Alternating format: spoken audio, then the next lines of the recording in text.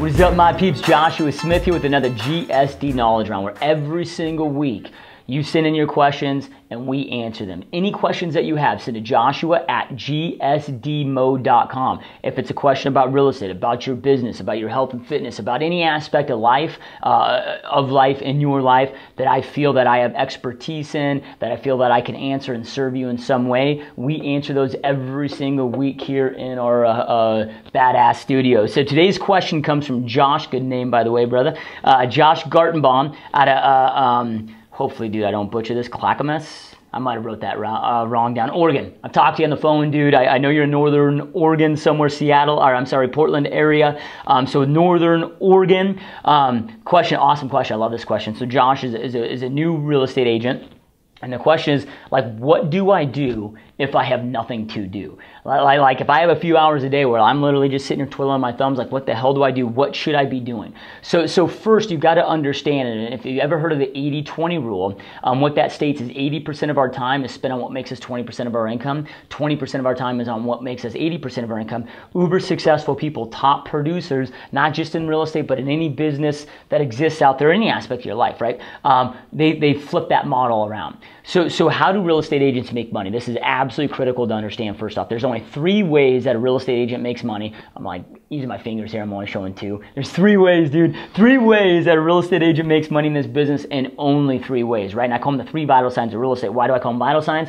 What's the first thing that happens when you go to your doctor, you go to the ER, whatever? The first thing that they do is they check your vital signs, because if your vital signs are off, dude, there is a problem. That's why I call these the 3 vital signs of real estate, because if you're getting your daily attention, energy, and focus on these 3 things, you are going to have an unhealthy business, and you're probably not going to make it, especially through a market shift. Vital sign number 1, I don't care what you want to call it, prospecting, lead gen, whatever it may be, it's setting appointments. So vital sign number 1 is setting appointments. And this is arguably the most important critical element out there that exists in our business.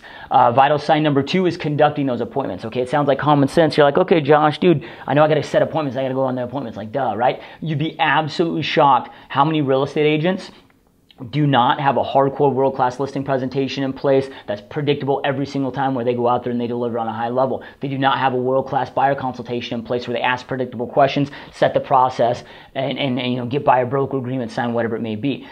So vital sign number 2 is conducting those appointments. Vital sign number 3 is negotiating contracts. So those are the 3 vital signs. So anytime that I'm bored, number 1, I'm going to make sure that 80% of my day is consumed by these 3 vitals. So the only 20% of the time is taken doing what? That would be returning client messages, doing paperwork, the other things that are essential. Now, I'm not saying use it 20% of the time to go out there and screw around and, you know, F around and piss off, you know, whatever. Like, dude, that doesn't mean you go to the copy machine and have a wasted conversation. Those are going to be essential non-money making activities. Again, updating clients on a file, paperwork, doing an inspection repair request, right? Whatever it may be that's essential to the transaction, but is not increasing your capacity. So 80% of my time is going to be focused on the 3 vitals. Now, when I'm brand new, I may not have those 3 vital signs established yet. Or what I mean by that is, okay, I might not have my listing presentation or buyer consultation dialed in yet. So if I'm sitting there twiddling my thumbs, I'm going to ask myself, are all 3 of these elements, like, am I golden at these? Am I a master at these? Am I the best person in my space at these?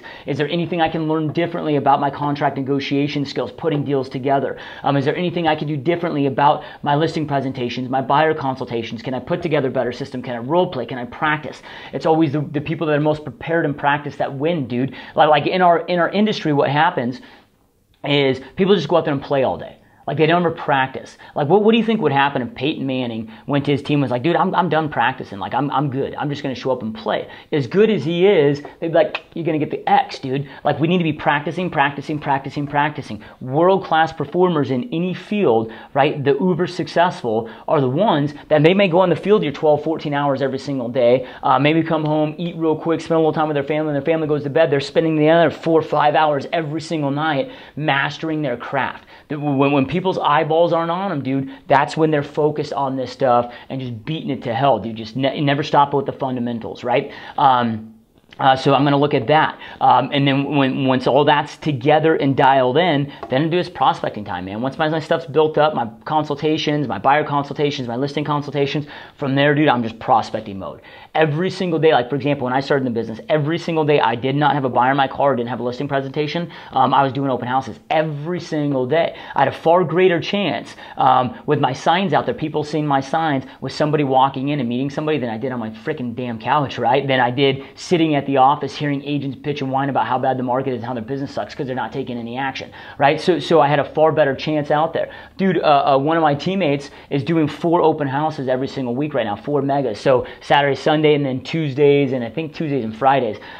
Tuesday, 54 bodies through an open house on Tuesday. Like, just insane, right? They did the mega strategy. They followed the mega strategy. Maybe you don't want to do that. Maybe you're brand new. You don't have the money to do a mega yet. Doesn't matter. Like, when I started, I had 6 signs. That's all I could afford. Well, first, I borrowed them. Couldn't even afford them. Then as I started being able to buy them, man, I bought 6. And I bought 10. And then whatever I could buy, I just went out there and did them every single day because I knew that I had a chance. So when it comes to prospecting, if I'm on a limited budget, I'm going to do open house signs. If you don't have signs, go borrow open house signs from people in your office. People will loan you signs, right? You don't have to do the mega strategy as far as the signage. That's just one element of it. Everything else that we talk about in the strategy essentially costs you no money. So go out there, do as many open houses as you possibly can. I used to go out there, grab a grip of 100 plus cards and say, okay, I'm going to go out in front of Home Depot and have 100 phone conversations. I called my wife and be like, okay, dude, I can't come home and have dinner and see the family until I've had 100 conversations here. My goal was always 1 appointment a day. I knew if I could set 1 appointment a day, I'd be uber successful, right? So I would go to Home Depot and have 100 conversations with strangers. And as a newbie, I love being a new agent, or love being a new agent, right? Because you can use this script. Like when you're at Home Depot, you go out there and the script's just this. Hey, my name's Josh, brand new in real estate. I'm just out here getting my name out, passing some cards out there, just really excited about this, this new journey in this new industry. Again, just get my name out there and just seeing if you have any questions on what's going on in the marketplace, right? Like, people love the new person in the industry that's a hustler, right? Like if now I've been doing this 10 years. If I went out there and said, hey, I've been doing this 10 years, they might look at me like, okay, like something's wrong with this guy. He's not successful for a reason, whatever it may be. However, when you're new, and I pulled that new card for about 2 years, it's massive. Dude, you go out there and have 100 conversations in front of Home Depot with 100 business cards, I guarantee you're going to set 1 or 2 appointments, right? So I do open houses, I'd go there, and then I visit every new build I possibly could. Wear my name badge, walk through there. I wasn't loitering. I just walked through there, just big smile on my face, suited up nice, looking nice.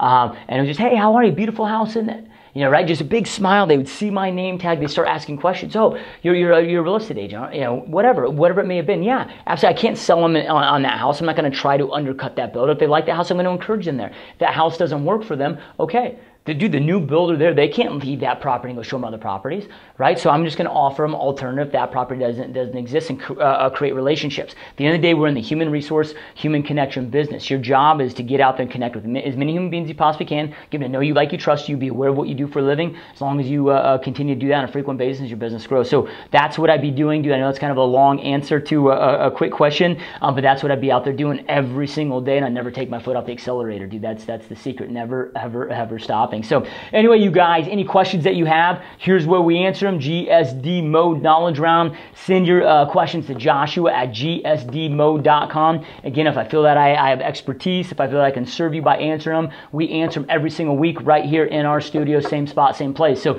peace out, have an awesome day, and we'll talk soon.